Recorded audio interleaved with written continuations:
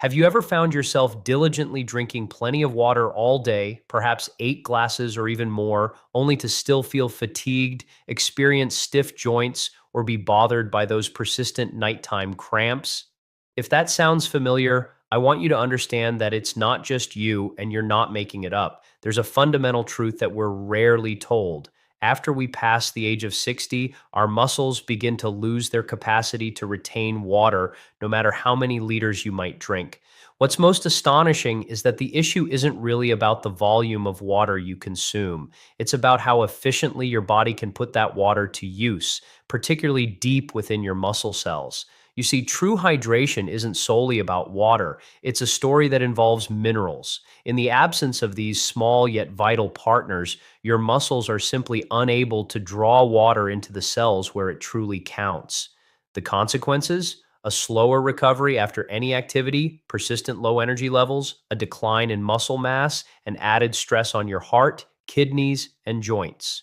This is precisely the reason you can consume water throughout the day and yet remain dehydrated on a cellular level. So, why does this become so absolutely essential after 60? It's because your muscles are far more than just movers. They are the metabolic powerhouse of your body. Healthy muscle tissue is composed of up to 75% water.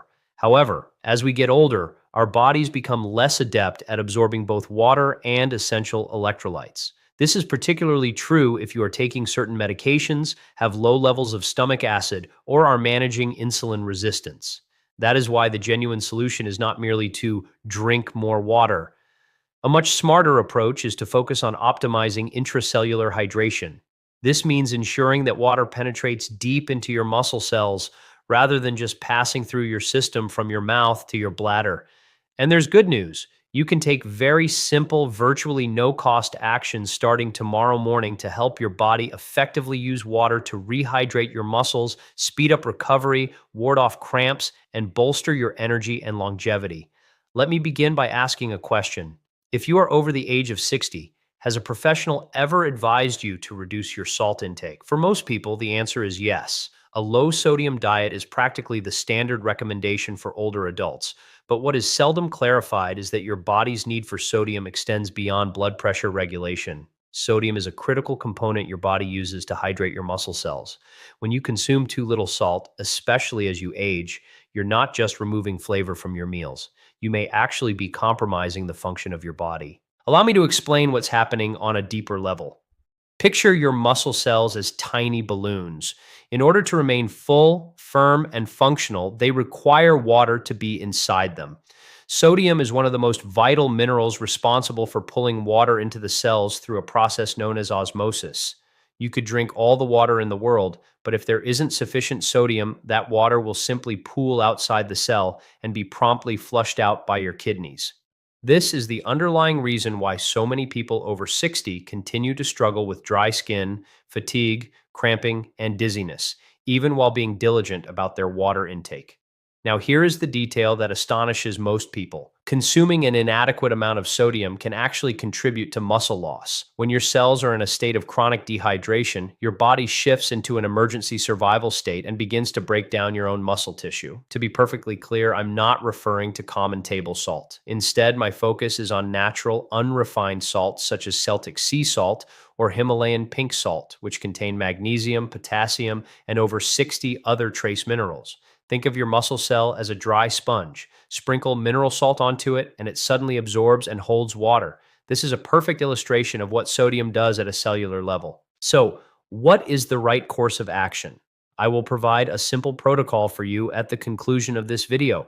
But before we get to that, it's crucial to understand that sodium doesn't act in isolation. It needs its partners.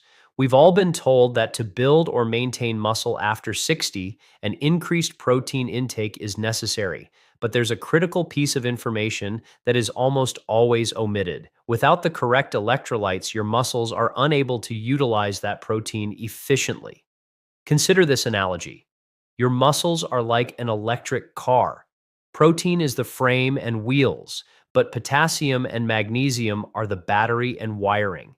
They are what make the car actually go. Your muscle cells operate on electrical signals, and these signals are entirely dependent on electrolytes. Potassium enables the muscle contraction to occur, while magnesium helps your muscles relax afterward. Consequently, if your potassium levels are low, you might feel weak. If you're deficient in magnesium, you could experience cramps. Both are fundamental for keeping water inside your muscle cells. Herein lies the problem. A vast majority of older adults are seriously deficient in both.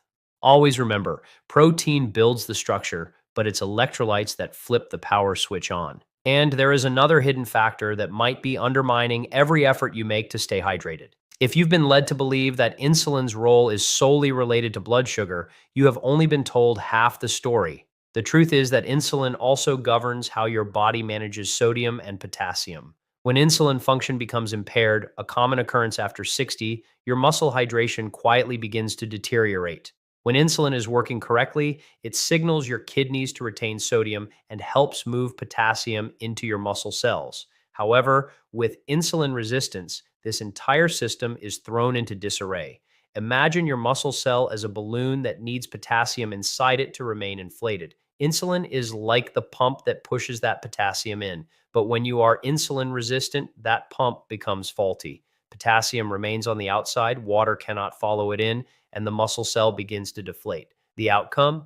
Your muscles become dehydrated and weaker. Your kidneys start to excrete more sodium, and your body begins to retain water in the wrong places, like your ankles. This is why so many older adults suffer from these symptoms. It's not a lack of effort, it's that their cells are biochemically unable to hydrate properly. The good news is that this can be improved. There's one final concealed gatekeeper that might be blocking all your attempts at proper hydration. Let's imagine you are adding the right minerals to your water and drinking sufficient fluids, yet you still aren't feeling the positive effects.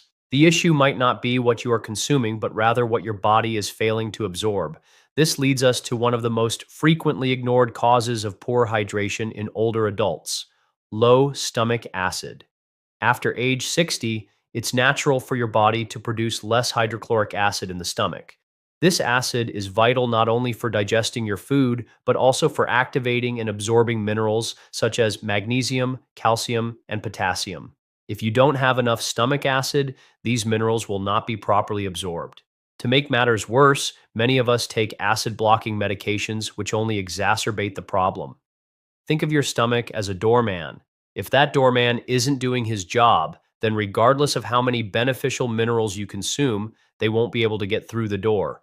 One straightforward method is to add a tablespoon of apple cider vinegar or fresh lemon juice diluted in water about 10 minutes before your meals to support digestion and mineral absorption. Now, before I share the simple protocol with you, let's debunk a common myth. You have likely heard the recommendation to drink 8 glasses of water per day. The reality is that this is not an absolute rule. Your individual water requirements can change based on your activity level, the climate you live in, and your current health condition. Rather than meticulously counting glasses, a more effective method for monitoring your hydration is to observe the color of your urine.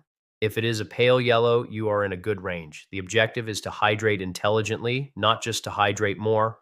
And now, as I promised, here is a straightforward protocol you can begin using. After a long night of sleep, your body is naturally dehydrated and has lost electrolytes. This is the crucial point. When your cells are low on electrolytes, gulping down plain water first thing can actually worsen the problem by further diluting your mineral stores. Therefore, our goal is to prime the system. We want to provide your body with the ideal mix of minerals in that very first glass of the day. This will help to awaken your metabolism, rehydrate your muscles, and boost your energy for the hours ahead. I call this the morning hydration protocol. The protocol is incredibly simple. Tomorrow morning, before coffee or breakfast, begin with a large glass of filtered water, about 16 to 20 ounces. Into that glass, add a quarter teaspoon of unrefined sea salt, like Celtic or Himalayan. This provides sodium and trace minerals to help draw water into your cells. Add a squeeze of fresh lemon juice or a teaspoon of apple cider vinegar for flavor and to help your stomach absorb the minerals.